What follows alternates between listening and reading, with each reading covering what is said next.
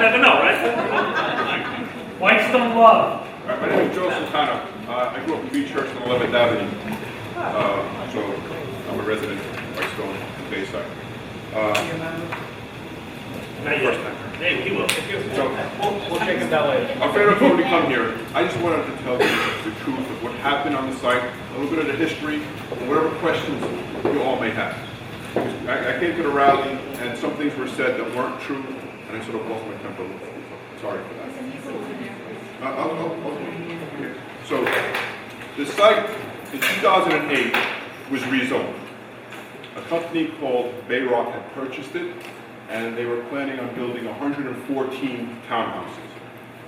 Those 114 townhouses were approved by 20 developers.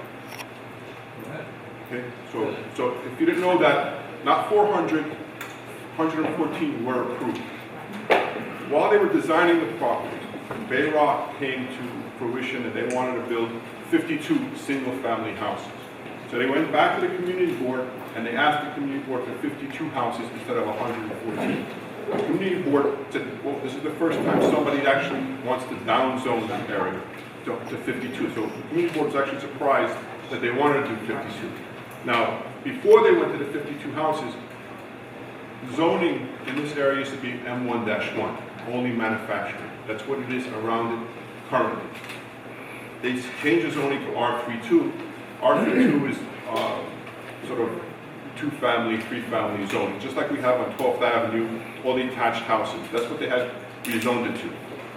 When they went to the 52 houses, the R32 didn't work anymore, because since they're single-family houses, they have to be a certain distance from one another.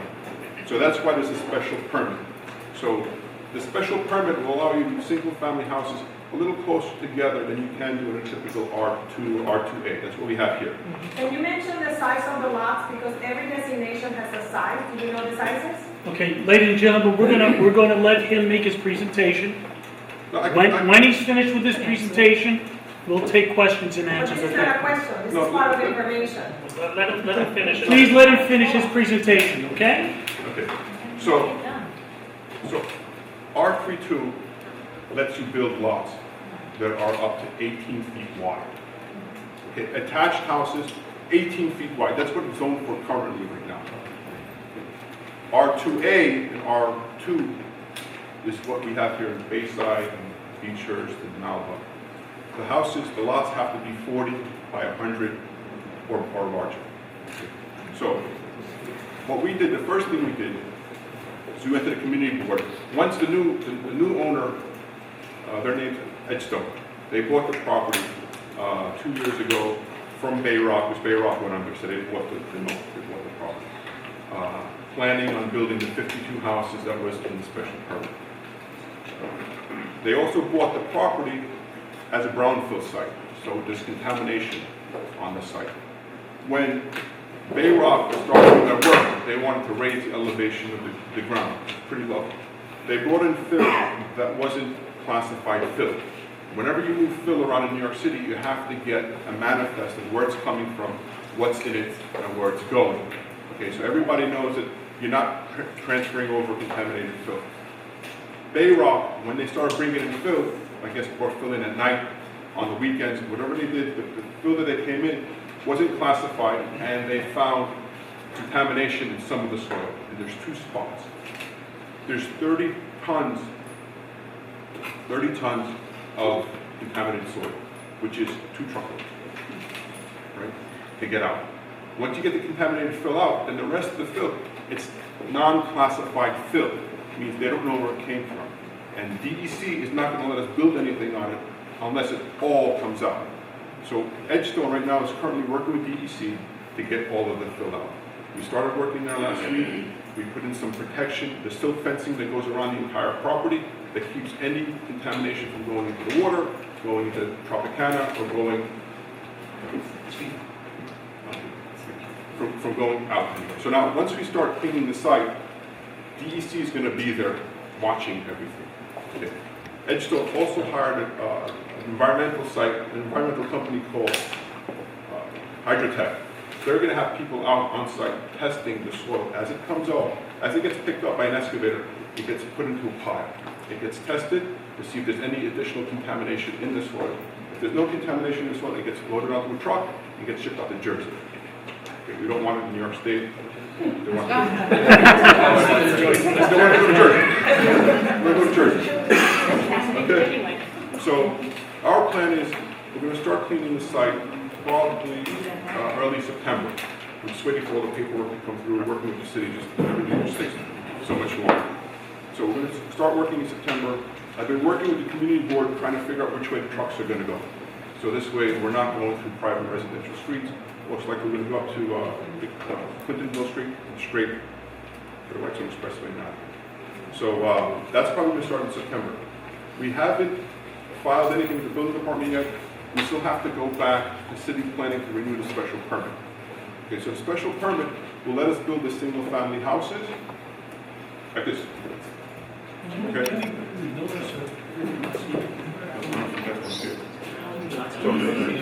So that's the plan for the 52 houses. Before the 52 houses, we had 107. And this is where everybody we all got confused. Because we went to the community board the first time, we asked them, what do you guys, are we going to do 52? It's zoned R32. The developer wants to do something. What can we do? So they said, bring back a proposal, and we'll examine it, and we'll tell you if you want to do, what you want to do, or back to the 52. So that's where we had left it. When we went to the meeting, everything, the newspaper there, and this is where it sort of exploded, and everybody heard about it.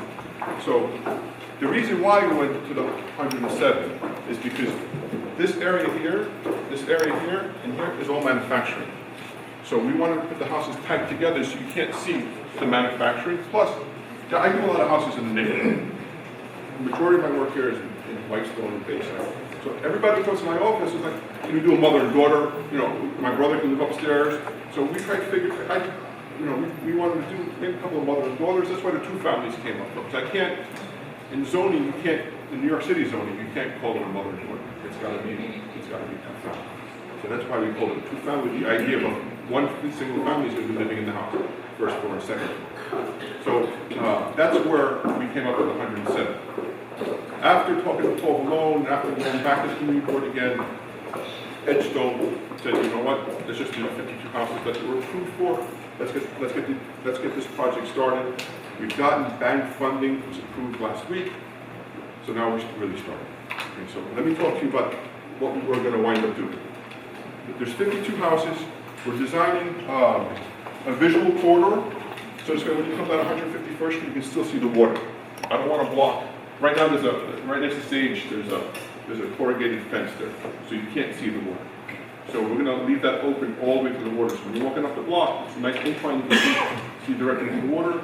And also, down on 6th Avenue, where we had the rally, at that spot, I'm also going to leave a slot, a sliver, so this way you can also see the water here. Now, along with the 52 houses, what we're going to give to the community, the community board, just going over some things with them, is we're putting in a 2.5 acre public park. It's a park that everybody can use. It's going to be open from dawn till dusk. And the park starts from where Tropicana is, all the way to where Grace is, where the bus depot is. That's about 1,000 feet of open bulkhead, open waterfront that everybody can use. Right now, we don't have anything like that in Whitestone. The last time we had it was on Riverside Drive. I used to go fishing there as a kid, but now they built houses and they gated them off. You can't even get anymore. So this is a public area. Anybody can get there, and there's going to be green areas here. You can access it from 151st or from 6th Avenue. The other thing we were talking to Paul Malone about was doing an eco-dock. I didn't put it on the drawing because we don't have any permission for it. So that's why it's not there. An eco-dock would be a continuation of the street where the public can use. You can go fishing off of it, and it's more environmentally friendly. What it does, it promotes the organisms that live in the East River of Boston. So kids can go there, they can see oysters growing and clams growing. So that's one idea. Attached to the eco-dock, Paul was asking us to put in a kayak launch, because he's thinking about doing kayak launch down at McNeil Park, and another one at Fort Time. We're dead center. So what that does is you can launch your kayak at McNeil Park, come here, and then continue to Fort Time. That's something we're talking developer is thinking about putting it in. We have budgets for putting it in, so I think that's gonna be built. The other component, which I haven't drawn in, is a marina. Yeah, listen. That sounds nice. So, You piqued my interest on that one. we don't have a marina, okay? The only houses that can have a dock are the ones in Whitestone Woods and on Riverside. The guys in Malibu built their own marina. So, and we can't even get to the water. If you want to go for a walk, the water's edge, you got to go all the way down to Malibu, and all they have is maybe a little strip. How long is that? Maybe 500 feet? How big is it? So this is going to be open to everybody. The marina, we're still working on it with the DEC right now. The bank is given Edgestone funding attached to the package to build the marina. So as long as we get permission for it, we're going to build it. And we can only build 52 slots. 52 slips, 52 houses. That's gonna be open every time. Which is 52 houses. It can be open anyway. Okay. Parking benefit, Well, it's all street parking. All the houses are going to have 2-car garages underneath, and there's going to be street parking within the development of the marina. Please, we'll take questions and answers now, but one at a time, just keep it orderly. Chrissy, you had a question? I have a question. So the zoning will stay R2A? No, the zoning is R32. So the zoning is R32. Are you changing it to R2A? You're leaving it at R32? We're leaving it at R32. But you're building single-family homes? We're building single-family homes. You can. In R32, you can build single-family homes if you Well, want. why not change it to an R2A zoning? Because we have to go back to ULURP, and it's going to take like another year to get it through. We're working with Paul's office to make sure that this stays as 52 houses. Even in the future, after we finish this, that nobody can go back there and knock down a house and build multiple houses. So we're actually putting that as a special permit now. Yes, please. I'm sorry, Chris, you had a Well, follow-up? really quick question. On the parkland that you're saying, who's going to maintain that? Who owns that The parkland? HOA is going to maintain it. The developer? The Homeowners. See, that's why we're thinking about the 107 before, because the 52 houses have to maintain the marina, they have to maintain the park, they have to maintain the street, they have to take out all their garbage. Right? So now we figured if you do more houses, then you can break it up for more people. So the homeowners are going to maintain a public access park that's Yes. 1,000 people. Yes. So they're going to do security, they're going to do cleanup, they're going to maintain the grounds. Is that going to be funding? That they're going to hire people to do that? It's going to be in their HOA. It's just like a big terrace, and they have somebody who's going to maintain the site. Because it doesn't really have a public area. Fort Totten is not. No, I'm talking about Bay Bridge. Bay Bridge has their own private area. But that's a condo. That's a condo. Right. Is this going to be a condo or is it a single family It's house? not open to the public. There's technical terms. The houses need to be, they're single-family houses, but they're going to be attached to an HOA, okay, which is But who owns the property? Who owns the property? You're saying Bay Bridge. Bay Bridge is a condo. It's another owner of the property. The people own the house. That's what we're asking. Hold on, folks, one at a time, the please. homeowners are going to own their own private house. Okay? The house. However, Not the property. they need to have an agreement of who's going to maintain it. So once you buy a house, you have to sign on to the agreement that you're going to pay X amount of dollars extra every month to maintain. So it's a the site. co-op or a condo. It's a maintenance fee. Right, but the property is a co-op or a condo. It's not going to be a privately owned property. Ma'am, ma'am, the second row. But then I want to know, like, the park and everything and the kayak, it sounds great. But is it only going to be for the community? No, it's not. It's in the special permit that's open to the public. Okay, so it's so congested now. I live down by the park. I've been living in this neighborhood for 36 years.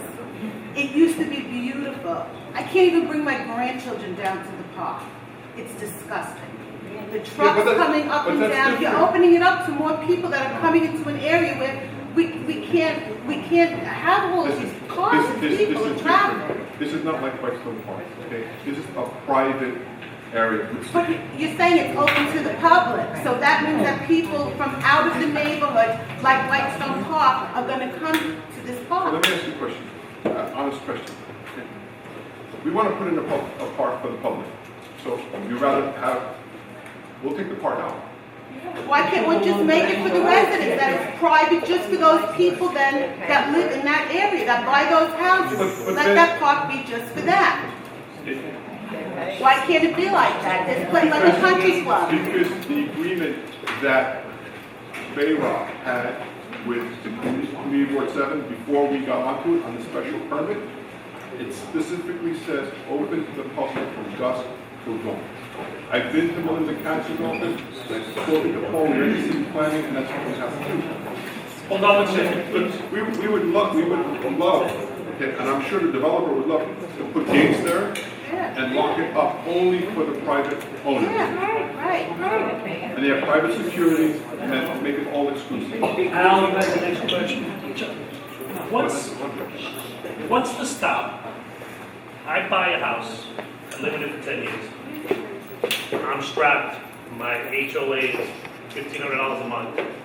What's to stop me from turning around and applying for a two-family with an R32 zoning, or tearing it down and building a two-family, It's gonna or be- building two-family, building two attached? That's, we've sat down, you know, with the city attorneys, we sat down with our attorney, we sat down with Paul. It's gonna be written in the agreement, if you purchase a house, you can't do that. Just like,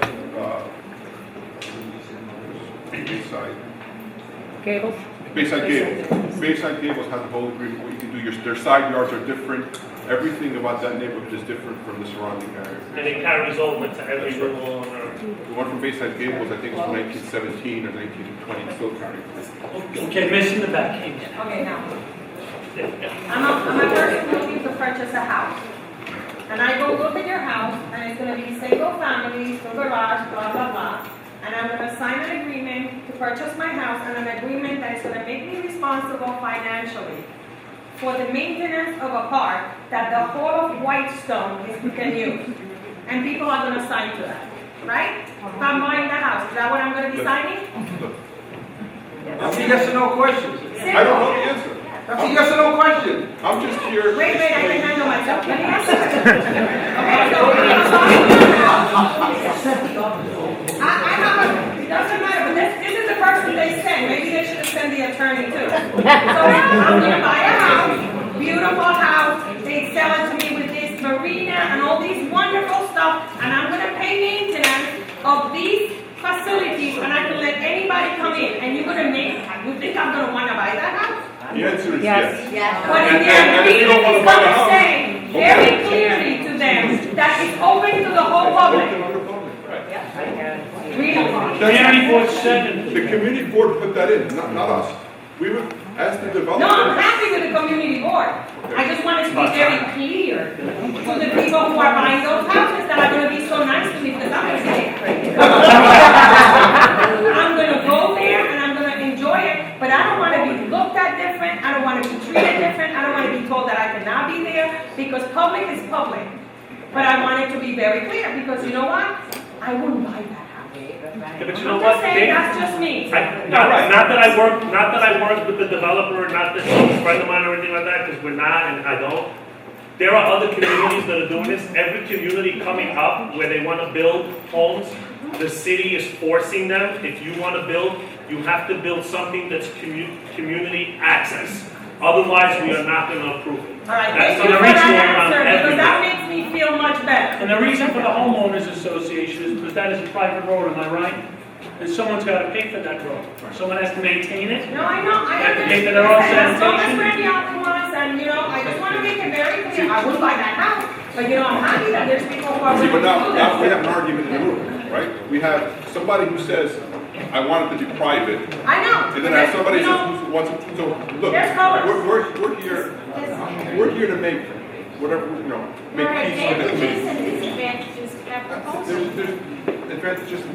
Sir in the red, sir in the red. I just have a, you know, in order to kind of appease both ends, because I agree with both sides here. If you go out to the island, like you go into Wantaw, they have their own parks. but unless you're a Nassau resident, then you have to pay $10 to get in. Is there a way to maybe make it, unless you're a Whitestone resident, you can't get in? And that would probably keep everybody. That bothers me when I can't go to the beaches of New York. It bothers me. And I think that can be, that's just my opinion, but I think that can be done. Go out, as a resident of New York City, I think something like that can be done. But it'll be a resident of New York City, not a Whitestone. Yeah, it would have to be New York City.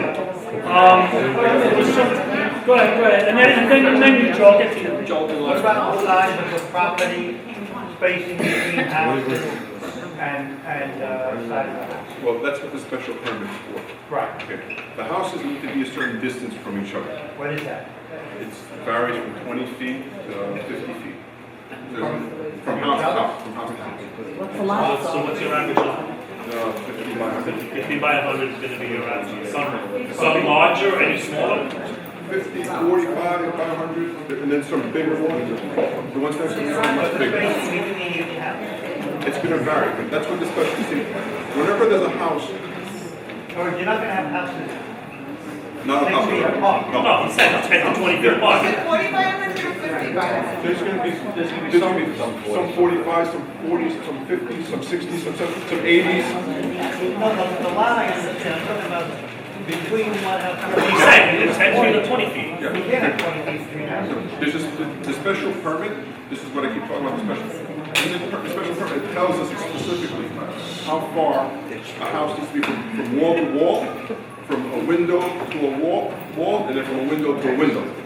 So it's all described in the permit. That's it. Joe, last question? How many square feet are these houses on average? Are they vary? Probably between 3,000 and 4,000. The ones next to the water are probably be 5 and above. Let me just say, as you guys get more involved and it proceeds, thinking maybe in September, our next meeting, if you can come back with someone and give us I'll bring the attorney. right, more specifics that people are asking for. How's that sound to everyone? That sounds good? All right. Okay, I said Joe was going to ask the question. Joe, you have the last question, Joe. Joe asked. That's the last question. I actually had two. Is there any floor plans of it? I have plans already. Okay. But Because you said mother-daughter and then you kind of faded away from it. well, that's what I wanted to do in the beginning. Because a lot of people ask us for mother and daughter. However, we can't do a mother and daughter if there's single-family houses. I can't have 2 kitchens. So we have some preliminary plans. Nothing's concrete yet. I'm still working with the building department. We're still going back to city planning to renew the special permit. Once I have that, I can bring them.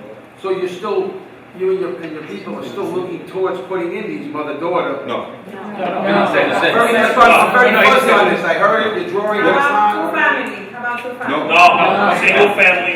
Well, the The gist of the mother-daughter is just an illegal two-family. and I don't want, if I'm wrong, stop me. I think the gist of the whole thing is they're gonna go 52 single-family homes, okay?